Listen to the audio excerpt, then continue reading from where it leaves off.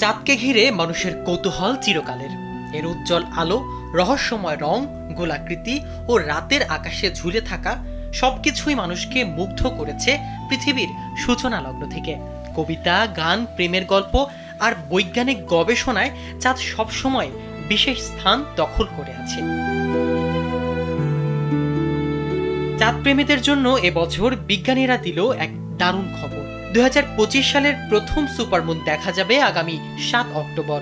এ সময় চাঁদ পৃথিবীর সবচেয়ে কাছাকাছি আসবে, ফলে স্বাভাবিকের তুলনায় এটি বড় ও উজ্জ্বল আকারের ধরা দেবে মানুষের চোখে। স্যান্ডেলিনা সো, রূপচর্চায় আভিজাত্য।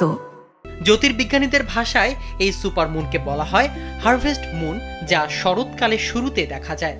বিজ্ঞানীদের মতেও হারভেস্ট মুন শারদ বিষুব সময়ের কাছাকাছি ঘটবে। দিন ও রাত প্রায় সমান হওয়ায় পূর্ণিমার চাঁদ দিগন্তের কাছে সোনালী কমলা রঙের ও বেশি উজ্জ্বল দেখাবে।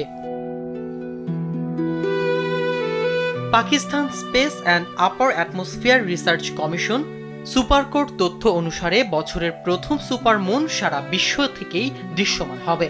যখন চাঁদ তার পেরিজিতে পৌঁছাবে পৃথিবীর সবচেয়ে কাছের কক্ষপথে, তখন এটি স্বাভাবিকের চেয়ে উল্লেখযোগ্যভাবে বড় ও উজ্জ্বল দেখাবে।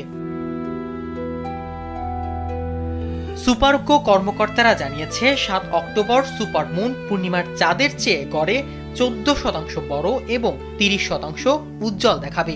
সেই রাতে চাঁদ পৃথিবী থেকে প্রায় 3,61,400 কিলোমিটার দূরে থাকবে।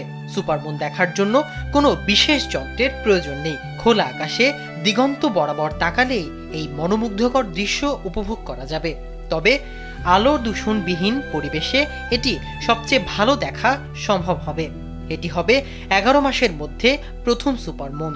এরপর 5 নভেম্বর ও 5 ডিসেম্বর এটি দেখা যাবে বলে আশা করা হচ্ছে। এর আগে সর্বশেষ সুপারমুন দেখা গিয়েছিল 2024 সালের নভেম্বর মাসে।